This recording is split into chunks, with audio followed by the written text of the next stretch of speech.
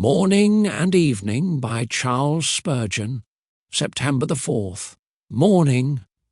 Then Jesus, moved with compassion, stretched out his hand and touched him, and said to him, I am willing, be cleansed. Mark chapter 1, verse 41. Primeval darkness heard the almighty fiat, light be, and straightway light was, and the word of the Lord Jesus is equal in majesty to that ancient word of power. Redemption, like creation, has its word of might. Jesus speaks, and it is done. Leprosy yielded to no human remedies, but it fled at once at the Lord's I will. The disease exhibited no hopeful signs or tokens of recovery. Nature contributed nothing to its own healing, but the unaided word effected the entire work on the spot and forever. The sinner is in a plight more miserable than the leper. Let him imitate his example and go to Jesus, beseeching him and kneeling down to him. Let him exercise what little faith he has, even though it should go no further than, Lord, if thou wilt, thou canst make me clean, and there need be no doubt as to the result of the application.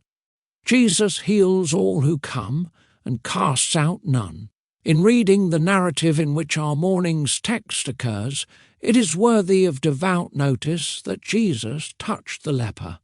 This unclean person had broken through the regulations of the ceremonial law and pressed into the house, but Jesus, so far from chiding him, broke through the law himself in order to meet him.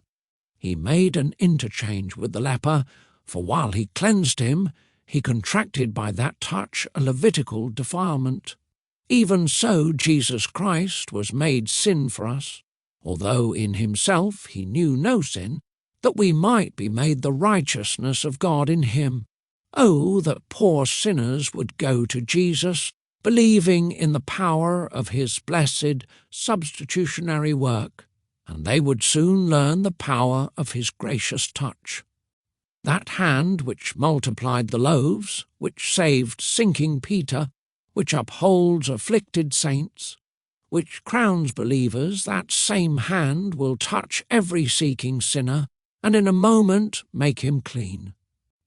The love of Jesus is the source of salvation. He loves, he looks, he touches us, we live. September the 4th. Evening. You shall have honest scales, honest weights, an honest ephah, and an honest hin.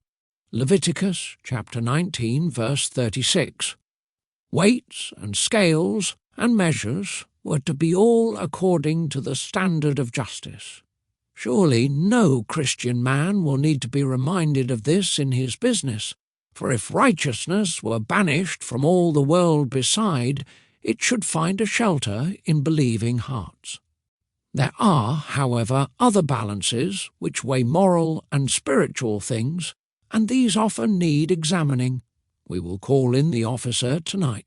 The balances in which we weigh our own and other men's characters, are they quite accurate?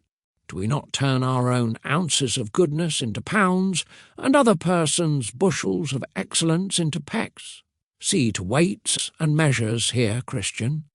The scales in which we measure our trials and troubles, are they according to standard? Paul, who had more to suffer than we have, called his afflictions light, and yet we often consider ours to be heavy. Surely something must be amiss with the weights. We must see to this matter, lest we get reported to the court above for unjust dealing. Those weights with which we measure our doctrinal belief, are they quite fair? The doctrines of grace should have the same weight with us as the precepts of the word, no more and no less. But it is to be feared that with many one scale or the other is unfairly weighted. It is a grand matter to give just measure in truth. Christian, be careful here. Those measures in which we estimate our obligations and responsibilities look rather small. When a rich man gives no more to the cause of God than the poor contribute, is that a just ephah and a just hin? When ministers are half-starved, is that honest dealing? When the poor are despised, while ungodly rich men are held in admiration, is that a just balance? Reader, we might lengthen the list, but we prefer to leave it as your evening's work to find out and destroy all unrighteous balances, weights, and measures. May your heart rest today in the grace and nearness of Jesus Christ.